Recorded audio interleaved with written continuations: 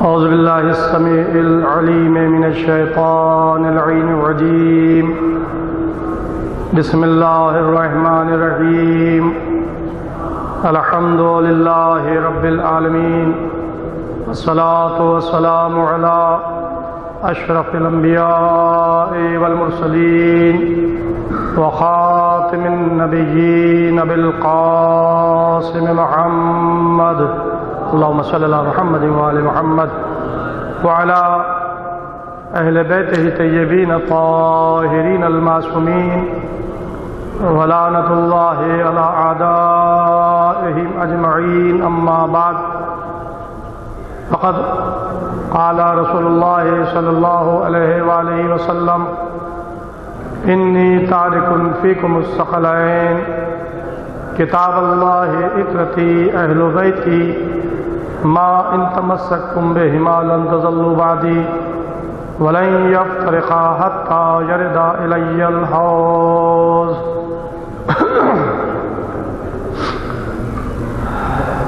عزیزوں، حدیث رسول بعنوان وصیت امت کے لیے معتبر ترین حدیث ہے، جس کو شیعہ سنی بڑے بڑے علماء محدثین نے اپنی کتابوں میں کچھ جملوں کی رد و بدل کے ساتھ نقل کیا ہے. پیغمبر اسلام اپنی زندگی میں، اپنی حیات میں، اپنے ہوش و حواس میں، اس لیے کہ امت پیغمبر پہ ہذیان کی بھی تہمت لگا چکی ہے معاذ اللہ، تو لہذا جس وقت یہ حدیث ارشاد فرمائی اس وقت خدا نخواستہ کوئی بخار کا غلبہ بھی نہیں تھا. تو اس لیے میں نے یہ جملہ کہا کہ اپنے ہوش و حواس میں پیغمبر اسلام نے یہ حدیث بعنوان وصیت امت کے لیے ارشاد فرمائی.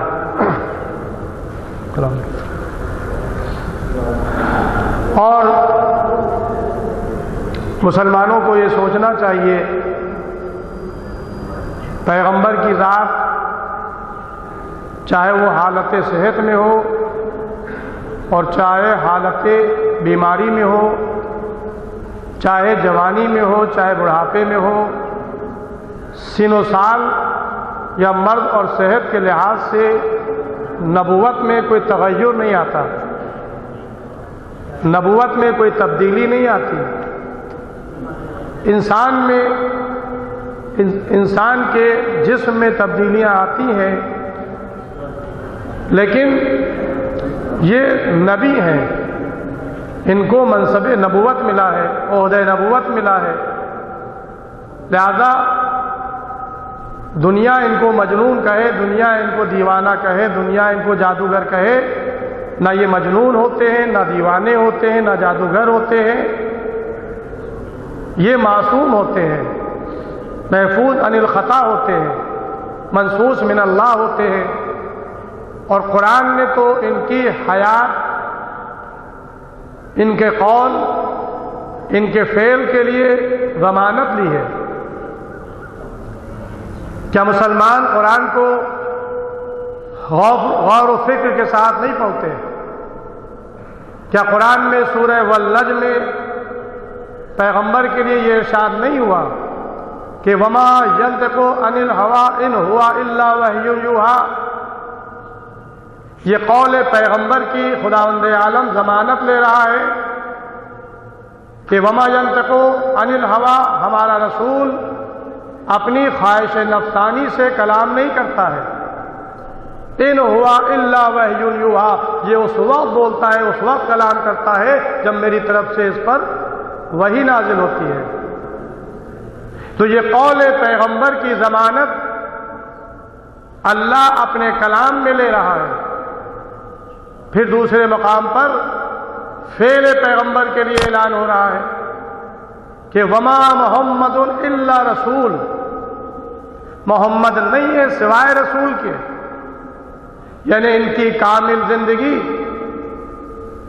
چاہے اعلان نبوت سے پہلے کی ہو چاہے اعلان نبوت کے بعد کی ہو، چاہے ان کے گھر کی زندگی ہو، چاہے ان کی باہر کی زندگی ہو، چاہے ان کے ازواج کے درمیان کی حیات ہو، چاہے ان کے اصحاب کے درمیان کی حیات ہو، چاہے مسجد ہو، چاہے میدان ہو، چاہے اپنوں سے ملاقات ہو، چاہے غیروں سے ملاقات ہو، ان کا کردار بحیثیت رسالت کے ہے۔ وما محمد الا رسول، محمد نہیں ہے سوائے رسول کے۔ تو کیا قرآن پڑھنے والا مسلمان ان آیتوں کو نہیں دیکھتا؟ کم سے کم رسالت کی شان میں اگر یہ دو آیتیں اپنے ذہنوں میں محفوظ کر لیں تو کبھی پیغمبر کو خطا کار ثابت کرنے کی سازش نہیں ہو سکتی، اور مسلمان سازش کرنے والوں کی سازشوں سے ہوشیار ہو جائے۔ یہ نہ دیکھو کہ کون کہہ رہا ہے، یہ دیکھو کیا کہہ رہا ہے، چاہے کتنا بڑا صحابی کیوں نہ ہو، چاہے کتنا بڑا دعوے دار رسالت نہ ہو، محبت کرنے والا نہ ہو کہ ہم محبت کرتے ہیں، رسول سے چاہتے ہیں، یہ دیکھو کہ رسالت کی عظمت کو تو نہیں گھٹا رہا ہے۔ یہاں پر جب ظاہر کہ صحابہ کو دیکھ کر کے صحابہ نے یہ کہا، ظاہر کہ صحابہ ہو چاہے علماء ہو، ظاہر کہ ہمارے لیے قابل احترام وہی صحابہ ہیں جو اللہ کا احترام کرتے ہیں، جو رسول کا احترام کرتے ہیں، جو اہل بیت کا احترام کرتے ہیں۔ ہماری نگاہ میں قابل احترام وہی علماء ہیں جو رسالت کا احترام کرتے ہیں، جو نبوت اور اللہ کا احترام کرتے ہیں، اہل بیت کا احترام کرتے ہیں۔ کوئی بڑی سی بڑی شخصیت سے ہم مروب نہیں ہوتے کہ فلاں نے کہہ دیا، کہا ہوگا، کیا کہہ رہا ہے یہ دیکھو۔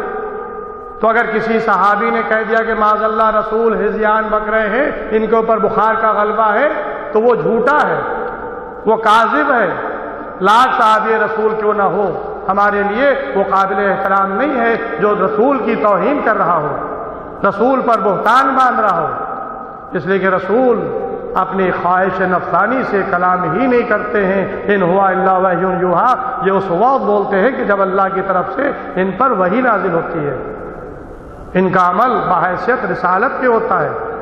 تو لہذا میں نے یہاں کی اس گفتگو میں آپ کے سامنے حدیث ثقلین جو پیغمبر نے بطور وصیت کے اپنی امت کے درمیان ارشاد فرمائی ہے، اور یہ حدیث ثقلین صرف اسی دور کے مسلمانوں کے لیے نہیں ہے، ہر زمانے کے لیے ہے، ہر دور کے لیے ہے، قیامت تک آنے والا ہر مسلمان کے لیے حدیث رسول بطور وصیت ہے کہ میں تمہارے درمیان دو وزنی چیزیں چھوڑ کر جا رہا ہوں، دو بھاری چیزیں چھوڑ کر جا رہا ہوں، ایک اللہ کی کتاب قرآن، دوسرے میرے اہل بیت میری طرف ہے۔ ظاہر ہے کہ میں نے ابھی تک آپ کے سامنے زیادہ کوئی گفتگو عظمت قرآن کے بارے میں نہیں کی، پورا ایک باب ہے عظمت قرآن کے لیے، قرآن نے خود قرآن کی تعریف کس طرح سے کی ہے، قرآن کی تعریف پیغمبر نے کس طرح سے کی ہے، قرآن کی فضائل مولا کائنات نے نہج البلاغہ میں کس طرح سے بیان کی ہے، یہ ساری چیزیں ہیں، صاحبان مطالعہ جانتے ہیں، اس کو دیکھ سکتے ہیں، پڑھ سکتے ہیں۔ لیکن کیونکہ اہل بیت کے معاملے کو امت نے سبک سمجھا، صحابہ نے سبک سمجھا، اور رسول کے فوراً آگ بند ہوتے ہی اہل بیت کے اوپر مظالم ہونے لگے، اہل بیت کو ستایا جانے لگا۔ لہٰذا میں چاہتا ہوں کہ کچھ ذکر حسب استطاعت اہل بیت علیہ السلام کا آپ کے سامنے کروں، تاکہ ہمارے قلوب محبت اہل بیت سے جو سرشار ہے اس میں اور اضافہ ہو جائے، معرفت ہم میں ہو جائے اہل بیت علیہ السلام کی۔ عزیزو، آج ایک اور حدیث آپ کے سامنے اسی ذیل کی عرض کرنا چاہتا ہوں، اور یہ حدیث بھی پیغمبر کی معتبر ترین حدیث ہے۔ علماء شیعہ سنی دونوں نے اس حدیث کو لکھا ہے۔ اس حدیث کا عنوان ہے حدیث سفینہ۔ پیغمبر اسلام ارشاد فرماتے ہیں، مثل اہل بیتی، میرے اہل بیت کی مثال کمثل سفینۃ نوح، نوح کے سفینے جیسی ہے۔ من رکبہا نجا، جو اس پر سوار ہو جائے وہ نجات پا گیا۔ ومن تخلف غرق عن ہوا، اور جس نے ان سے روگردانی کی وہ غرق ہو گیا، ہلاک ہو گیا۔ عزیزوں، یہ پیغمبر السلام کی اہل بیت علیہ السلام کی عظمت کے لیے دوسری حدیث ہے، بہت مشہور معروف حدیث ہے۔ تمام مسلمان محدثین نے، شیعہ سنی بڑے بڑے علماء نے اس کو نقل کیا ہے کہ پیغمبر اسلام نے اپنے اہل بیت علیہ السلام کے لیے ارشاد فرمایا، مثل اہل بیتی کمثل سفینۃ نوح، میرے اہل بیت کی مثال سفینہ نوح جیسی ہے۔ جو اس پر سوار ہوا وہ نجات پا گیا۔ تو ظاہر ہے کہ اگر آپ قرآن مجید کا مطالعہ کریں اور جناب نوح علیہ السلام کے حالات کو دیکھیں، انبیاء کی فہرست میں سب سے زیادہ تبلیغ کرنے والا نبی ہے جناب نوح علیہ السلام۔ جناب نوح تک جو انبیاء آئے، آدم سے لے کر جناب نوح تک، وہ نبی تھے، رسول نہیں تھے، اولو العزم پیغمبر نہیں تھے، صاحب شریعت پیغمبر نہیں تھے۔ جناب نوح یہ پہلے صاحب شریعت پیغمبر ہیں، 5 اولو العزم پیغمبر ہیں۔ 1,24,000 انبیاء میں 313 رسول ہوئے، اور ان 313 رسولوں میں 5 اولو العزم پیغمبر۔ اولو العزم پیغمبر کے معنی یہ کہ اللہ نے ان کو شریعت دی، قانون دیا۔ اس میں سب سے پہلا نام جناب نوح علیہ السلام کا ہے کہ ان کو قانون دیا گیا، شریعت دی گئی۔ قرآن نے کہا ہے کہ 1000 میں 50 کم سال جناب نوح نے صرف تبلیغ کی ہے، یعنی 950 سال جناب نوح اپنی امت کو دعوت حق دیتے رہے، بت پرستی سے روکتے رہے، ظلم سے روکتے رہے، ناانصافیوں سے روکتے رہے، خرافات سے روکتے رہے، سمجھاتے رہے، اللہ کی معرفت کراتے رہے، اللہ کی دعوت دیتے رہے، یعنی توحید کی طرف درس دیا۔ اپنے نبی کہا کہ میں اللہ کا نبی ہوں۔ 950 سال جناب نوح علیہ السلام نے تبلیغ کی ہے، لیکن قرآن نے ان کی زبان سے ایک فقرہ کہا، لا اسلکم علیہ اجرا، میں تم سے اپنی تبلیغ رسالت کی کوئی اجرت، کوئی مزدوری نہیں مانگ رہا ہوں، ہمارا اجر اللہ کے اوپر ہے۔ یہ تھے جناب نوح علیہ السلام۔ اور ظاہر ہے کہ جناب نوح علیہ السلام آدم ثانی بھی کہلاتے ہیں، اس لیے کہ یہ امت کی نافرمانیوں کی وجہ سے بددل ہو گئے تھے، غار میں چلے گئے تھے، وہاں کافی عرصہ انہوں نے گزارا، لیکن پھر حکم خدا ہوا کہ نہیں، امت کے درمیان جاؤ، اپنے فریضے کو انجام دیتے رہو، جتنے ایمان لانے والے ہیں وہ لائیں گے، جو نہیں ایمان لانے والے وہ نہیں لائیں گے۔ جناب نوح کی دعا فوراً نہیں سنی اللہ نے کہ بد دعا کی اور عذاب آ گیا ہو، کئی 100 سال، 500 سال تک یہ کھجوروں کے درخت بوئے، بڑے ہوئے، پھل آئے، پھر کاٹا، پھر بویا، یوں ہی کافی عرصہ نکل گیا، اور اس کے بعد حکم خدا یہ کہ نہیں، ابھی عذاب نہیں آئے گا، ابھی ہم انہیں مہلت دے رہے ہیں، ابھی ہم انہیں مہلت دے رہے تاکہ جو اس میں ایمان لانے والے ہوں وہ ایمان لے آئیں۔ اور ظاہر ہے کہ اس وقت جو طبعی عمریں تھیں 250 سال 200 سال 300 سال میں انسان مر جایا کرتا تھا، لیکن جناب نوح کو اللہ نے طولانی عمر عطا کی تھی، اور جناب نوح علیہ السلام تبلیغ کرتے رہے، اللہ مہلت دیتا رہا، صبر کرو صبر کرو۔ روایات میں یہ ہے کہ امت جناب نوح کی ان کے اوپر دن میں اتنے پتھر ان کو مارتی تھی کہ یہ پتھروں میں دب جاتے تھے، اور امت کو یہ یقین ہو جاتا تھا کہ یہ مر گئے، ان کا کام تمام ہو گیا۔ لیکن رات میں جبرائیل امین آتے تھے، پتھروں کو ہٹاتے تھے، اپنے پروں کو ان سے مس کرتے تھے، سارے زخم جو لہو لہان ہو جاتے تھے پتھروں سے وہ سارے زخم فوراً ٹھیک ہو جاتے تھے، اور دوسرے دن پھر جناب نوح اپنے کام میں مصروف ہو جاتے تھے۔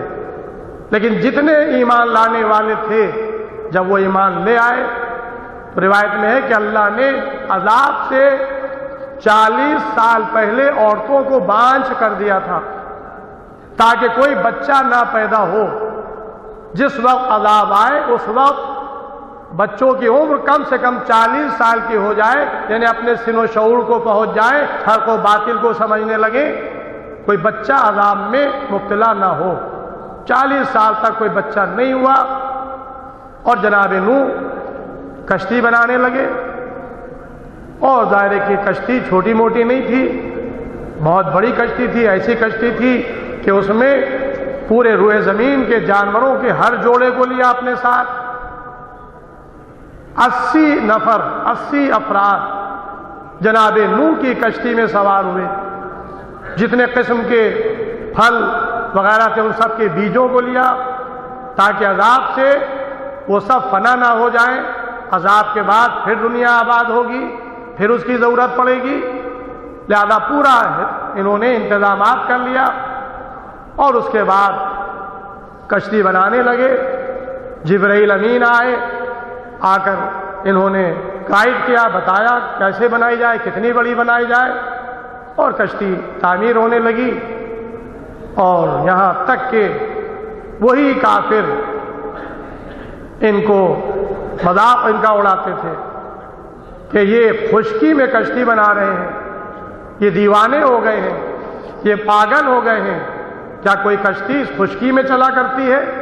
جناب نوح کی رہائش کوفے میں تھی، وہیں آپ رہتے تھے، اور جب کشتی تیار ہو گئی انہوں نے سب چیزیں رکھ لی تو ایک مرتبہ کوفے کی مسجد میں ایک تنور تھا، وہ پھٹا اور اس میں سے پانی ابلنا شروع ہو گیا۔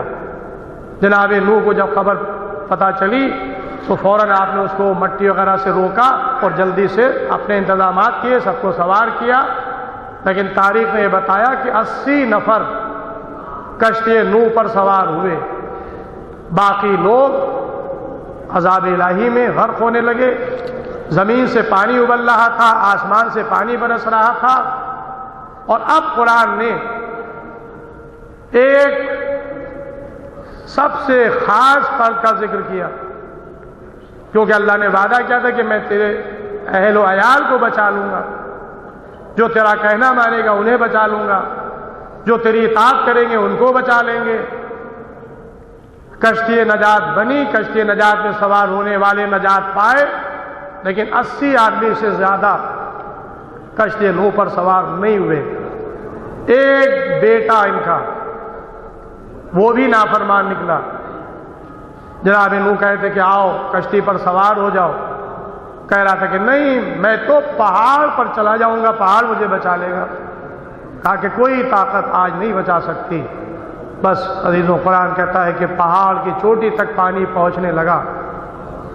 اب نوح کا بیٹا عذاب الہی میں غرق ہوا چاہتا تھا کہ جناب نوح کی محبت پدری میں جوش آیا، بارگاہ الہی میں ہاتھ بلند کے، پروردگار یہ میرے اہل سے ہے، میرا بیٹا ہے، یہ عذاب میں غرق ہوا چاہتا ہے، تو اسے بچا لے۔ تو اللہ کے تیور بدل گئے، آواز آئی لیس من اہلک، یہ تیرے اہل نہیں ہے۔ اب یہاں پر ظاہر کہ تفسیر قرآن کو سمجھنے کے لیے دو راستے ہیں، ایک صحابہ کا راستہ ہے، ایک معصوم کا راستہ ہے۔ صحابہ کے راستے میں خطا ہے، لیکن معصوم کے راستے میں خطا کا امکان نہیں ہے۔ یہ ہر مسئلہ سے واقف ہے۔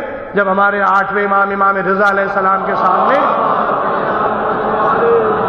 سوال کیا گیا، پوچھا گیا مولا قرآن میں جو لفظ آیا ہے جناب نوح کے بیٹے کے لیے لیسا من اہلک، تو اس کے لیے تو متعلق لوگ کہتے ہیں کہ یہ جناب نوح کے نطفے سے نہیں تھا، تاکہ لوگ غلط کہتے ہیں، جھوٹ کہتے ہیں، ایسا نہیں ہے۔ جناب نوح کا بیٹا صلبی بیٹا تھا، انہی کا بیٹا تھا، لیکن اللہ نے لیسا من اہلک اس لیے کہا ہے کہ یہ تیرے اہل نہیں ہے، کیونکہ انہ عمل غیر صالح، کیونکہ اس کا عمل غیر صالح تھا۔ تو قرآن نے بتا دیا، اللہ نے بتا دیا کہ اگر نبی کی اولاد سگا بیٹا بھی عمل بد کرے گا، عمل صالح انجام نہیں دے گا، تو چاہے بیٹا ہی کیوں نہ ہو، لیکن نبی اپنے ایسے بیٹے کو نہیں بچا سکتا کہ جس کا عمل غیر صالح ہو۔ بس عزیزوں ذرا غور کیجئے کہ جب نبی کا بیٹا عمل غیر صالح کر کے نہیں بچ سکتا، ہلاک ہو جاتا ہے، تو امت اگر غیر صالح عمل کرتی رہے، امت اگر نافرمانی کرتی رہے، امت اگر اطاعت الہی اطاعت رسول نہ کرے، تو وہ کیسے عذاب سے بچ سکتی ہے؟ لہذا قرآن کہتا ہے کہ ایک لہر آئی باپ اور بیٹے کے درمیان، اور بیٹا غرق ہو گیا۔ جو کشتی پر سوار ہوئے وہ نجات پائے، اور کشتی قاف کوہ جودی جو اس وقت رشا میں ہے وہاں پر ٹھہری، طوفان ختم ہوا، عذاب الہی ختم ہوا، اور اب اس کے بعد سے دنیا پھر سے دوبارہ آباد ہوئی۔ تو لہذا جناب نوح کو آدم ثانی کہا جاتا ہے۔ پیغمبر نے کیا کہا؟ مثل اہل بیتی، میرے اہل بیت کی مثال کمثل سفینۃ نوح، نوح کے سفینے جیسی ہے۔ من رکبہا نجا، جو اس پر سوار ہوگا وہ نجات پائے گا، جو اس سے روگردانی کرے گا وہ غرق ہو جائے گا، ہلاک ہو جائے گا۔ تو عزیزوں یہ کشتی نجات رسول کے بعد سے چلی، اور کشتی نجات جو اہل بیت کی کشتی ہے، اس کا سلسلہ، اس کا سرا قیامت سے ملا ہے۔ وہ کشتی نجات وقتی طور سے تھی، یہ کشتی نجات دائمی ہے۔ جو اہل بیت سے متمسک ہوگا وہ نجات پائے گا، اور جو اہل بیت سے روگردانی کرے گا وہ ہلاک ہو جائے گا، وہ نجات نہیں پا سکتا، چاہے جتنی نمازیں کیوں نہ پڑھے، چاہے جتنے روزے کیوں نہ رکھے، چاہے جتنے حج کیوں نہ کرے، اور چاہے جتنے رائے خدا میں خیرات نہ کرے۔ تو صرف نمازوں کو دیکھ کر نجات کے یقین نہ کیجیے گا، روزوں کو دیکھ کر نجات کا یقین نہ کیجیے گا۔ وعلیکم السلام۔ حجوں کو دیکھ کر کہ فلاں حاجی ہو گئے، یہ دیکھیں کہ ان کا طریقہ اہل بیت کے ساتھ کیا ہے، اہل بیت سے کتنی محبت کرتے ہیں، اہل بیت سے کتنے متمسک ہیں۔ عزیزوں پھر میں ایک حدیث پیش کرنا چاہتا ہوں، اسی ذیل کی ہے، تاکہ یہ جملے ذاکری کے جملے نہیں ہیں، رسالت کی زبان سے نکلے ہوئے جملے ہیں، کہ ذاکر نے کہہ دیا اہل بیت سے محبت کرنے والے نجات نہیں پا سکتے، ان کا روزہ نماز قبول نہیں۔ ایک مسلمان اللہ کو مان رہا ہے، ایک مسلمان رسول کا کلمہ پڑھ رہا ہے، ایک مسلمان قیامت کا اقرار کر رہا ہے، ایک مسلمان نمازیں پڑھ رہا ہے، جماعت سے پڑھ رہا ہے، 5 وقت پڑھ رہا ہے، الگ الگ روزے چھوٹتے نہیں، تراویاں پوری پڑھتا ہے، حج کرنے کے لیے جاتا ہے، اور وہ نجات نہیں پا سکتا، جنت میں نہیں جا سکتا، جہنم میں جائے گا۔ تو عزیزوں یہ ہم نہیں کہہ رہے ہیں، یہ رسول کہہ رہے ہیں۔ پھر میں اہل سنت کی کتاب کا حوالہ دے رہا ہوں، علامہ فخر الدین رازی مفسر قرآن، تفسیر کبیر کے مصنف مؤلف، انہوں نے یہ حدیث پیغمبر کی کوٹ کی ہے۔ کیا ارشاد فرمایا پیغمبر نے؟ پیغمبر علامہ رازی لکھتے ہیں کہ پیغمبر نے ارشاد فرمایا کہ اگر کوئی شخص دن بھر روزے سے رہے، رات بھر نماز پڑھتا رہے، کوہ احد کے برابر راہ خدا میں خیرات کر دے، بے گناہ حرم میں قتل کر دیا جائے، اب آپ دیکھیں حدیث میں یہ 4 چیزیں آئی ہیں. نماز، قائم اللیل، نماز پڑھتا رہے، صائم النہار، دن بھر روزے سے رہے. تو ظاہر کہ پوری رات اگر انسان اپنی زندگی عبادت الہی میں برس بسر کر رہا ہے، نمازیں پڑھ رہا ہے، قائم اللیل رات بھر نماز پڑھتا رہے، صائم النہار دن بھر روزے سے رہے، کوہ احد کے برابر، 100-200 نہیں، کوہ احد پہاڑی ہے، کوہ احد، احد کی پہاڑی، اس کے برابر اگر راہ خدا میں خیرات کر دے، بے گناہ، کوئی گناہ نہ ہو، کوئی اس پر الزام نہ ہو، بے گناہ، کہاں قتل کیا جائے؟ حرم میں، اللہ کے گھر میں اگر قتل کر دیا جائے، پیغمبر فرماتے ہیں کہ اگر اس کے دل میں ہم محمد و آل محمد علیہ السلام کی محبت نہیں ہے تو اللہ اسے اوندھا منہ جہنم میں ڈال دے گا. اب ظاہر ہے کہ یہ فیصلہ ہم آپ کا نہیں ہے، یہ فیصلہ خاتم النبیین کا ہے، اور یہ رسول کا ہے، اس رسول کا تو جو وما ینطق عن الہویٰ کا مصداق ہے، جو اپنی خواہش نفسانی سے کلام نہیں کرتا. تو ظاہر ہے کہ وہ رسول خبر دے رہا ہے مسلمانوں کو، عظمت اہل بیت بتا رہا ہے، دنیا پہچان لے کہ اہل بیت کی عظمت کیا ہے. ظاہر ہے کہ اللہ کے نزدیک ان کا مرتبہ کتنا بلند ہے کہ ملائکہ سے اور سکان سماوات سے قدرت نے یہ اپنی کیفیت کو بتایا کہ ہم نے یہ کائنات کیوں پیدا کی، یہ کائنات کیوں خلقی. اعلموا یا ملائکتی و سکان سماواتی، اعلموا، کیا تمہیں معلوم ہے، کیا تم جانتے ہو، کیا تمہیں علم ہے کہ یہ ہم نے آسمان کا شامیانہ کیوں لگایا، یہ زمین کا فرش کیوں بچھایا، یہ روشن چراغ آفتاب اور مہتاب کیوں خلق کیے، یہ گھومتا ہوا فلک کیوں خلق کیا، یہ کشتیوں کو دریا میں کیوں روا کیا. الا فی محبت ہؤلاء الخمسۃ الذین هم تحت الکساء، ہم نے صرف ان 5 کی محبت میں خلق کیا ہے جو اس وقت چادر میں جمع ہیں، جن کی شان میں آئے تطہیر نازل ہوئی، جن کی شان میں آئے مباہلہ نازل ہوئی، جن کی شان میں قرآن میں آئے مودت نازل ہوئی. عزیزوں، تو یہ اہل بیت جن کو پیغمبر اسلام نے اپنی زندگی میں پہچنوایا، تعارف کرایا، مسلمانوں کو وصیت کی کہ انی تارک فیکم الثقلین، میں تمہارے درمیان 2 وزنی چیزیں چھوڑ کر جا رہا ہوں، ایک اللہ کی کتاب قرآن، دوسرے میرے طرف میرے اہل بیت، اور جو بھی ان دونوں سے متمسک رہے گا وہ میرے بعد ہرگز گمراہ نہ ہوگا. اور یہ دونوں آپس میں ایک دوسرے سے جدا نہیں ہوں گی یہاں تک کہ حوض کوثر پر وارد ہو.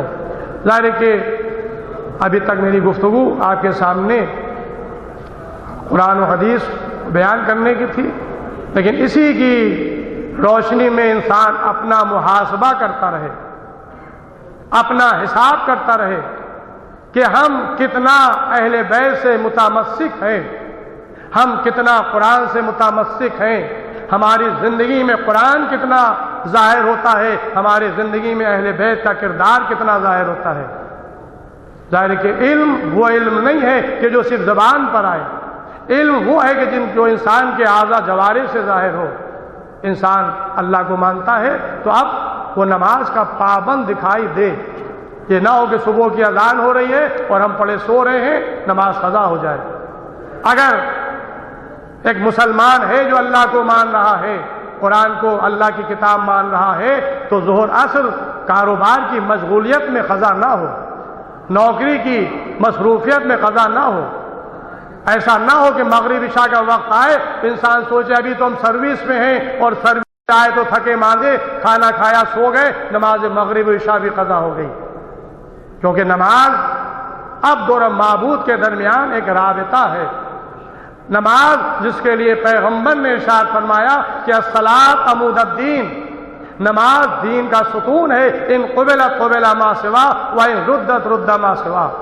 اگر نماز قبول ہو گئی تو اور اعمال بھی قبول ہو جائیں گے، اور اگر نماز رد کر دی گئی تو اور اعمال بھی رد کر دیے جائیں گے. ظاہر ہے کہ یہاں پہ ایک سلسلہ ہے اگر ہم کوئی ایک حدیث بیان کریں یا قرآن کی آیت بیان کریں تو بس اسی پر اکتفا نہیں ہونا چاہیے، بلکہ یہاں پر حدیثیں دوسری حدیثوں سے ملی ہوئی ہیں، قرآن کی آیتیں دوسری قرآن کی آیتوں سے جڑی ہوئی ہیں۔ تو اگر رسول نے یہ ارشاد فرمایا کہ الصلاۃ عمود الدین، تو اس رسول نے یہ بھی ارشاد فرمایا کہ نماز اس وقت تک کہ قبول نہیں ہوگی جب تک کہ تشہد میں رسول اور آل رسول کے اوپر صلوات نہ پڑھی جائے۔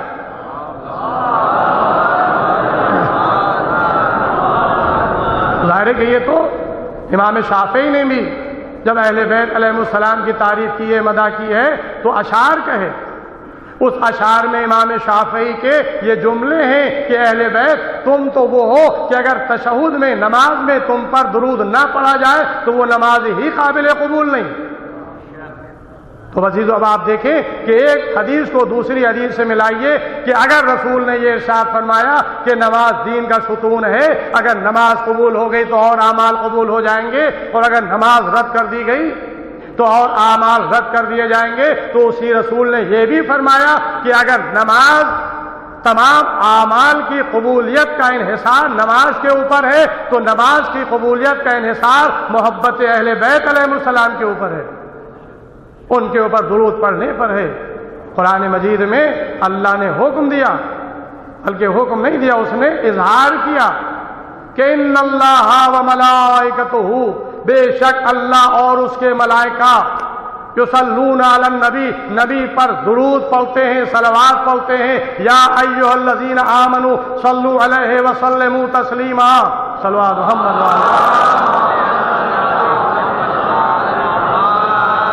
سورہ احزاب کی 55 نمبر آیت، جس میں ارشاد ہو رہا ہے کہ بے شک اللہ اور اس کے ملائکہ نبی پر درود پڑھتے ہیں۔ اب ظاہر ہے کہ اللہ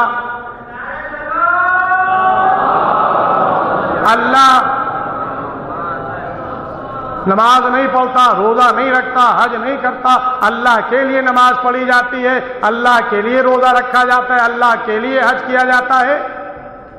لیکن قرآن میں اللہ نے کہا کہ ان اللہ و ملائکتہ، اللہ اور اس کے ملائکہ نبی پر درود پڑھتے ہیں، یعنی نبی پر درود وہ عمل ہے جس کو خود اللہ انجام دے رہا ہے، یعنی اپنی رحمتیں محمد والے محمد پر وہ نازل کر رہا ہے، ملائکہ وہ رحمتیں لے کر آ رہے ہیں۔ لہذا اس فضیلت میں وہ مومنین کو شریک کرنا چاہتا ہے اور مومنین سے خطاب کر کے کہہ رہا ہے کہ یا ایھا الذین آمنو، اے وہ لوگوں جو ایمان لائے ہو، تم بھی نبی پر صلوات بھیجو اور اس طرح سے سلام کرو جو سلام کرنے کا حق ہے۔ بس عزیزوں، میں نے اپنی گفتگو کو تمام کیا۔ یہ عظمت اہل بیت علیہ السلام ہے۔ ہماری عبادتیں اللہ کے نزدیک اس وقت قابل قدر ہوں گی جب اہل بیت کی محبت کے ساتھ ہو، اللہ کی اطاعت اس وقت قابل قبول ہوگی جب اہل بیت علیہ السلام سے متمسک ہوں، ان سے محبت کریں۔ آئیے بارگاہ الہی میں دعا کریں کہ پروردگار عالم تجھے واسطہ محمد والے محمد علیہ السلام کا ہم لوگوں کے قلیل اعمال کو قبول فرما، ہم لوگوں کے گناہ و خطاؤں کو درگزر فرما دے۔ قرۃ پر جہاں جہاں بھی شیعان حیدر کرار ماتمدار مظلوم کربلا ہیں، ان کی جان، مال، عزت، آبرو، ناموس کی حفاظت فرما۔ جو لوگ بیمار ان کو شفائے کامل عطا فرما، جو لوگ قرضدار ان کو بار قرض سے عطا فرما، جو لوگ بے روزگار ان کو روزگار عطا فرما، جو لوگ کاروبار کر رہے ہیں ان کو کاروبار میں برکت عطا فرما۔ اور خصوصی دعا جو ہمارے لکھنؤ میں مولانا سید قلب جواد صاحب کی قیادت میں اوقاف بچاؤ کی تحریک چل رہی ہے، اس میں کامیابی عطا فرما۔ ان دشمنوں کو جو اوقاف کے دشمن ہیں ان کو نیست و نابود کر دے اور حق کا بول والا ہو، اور ہمارے جتنے بھی روزے ہیں یہ سب محفوظ رہیں، اور ہمارے زمانے کے امام کے ظہور میں تعجیل فرما، ہم لوگوں کا شمار امام کے ناصر مددگاروں میں فرما۔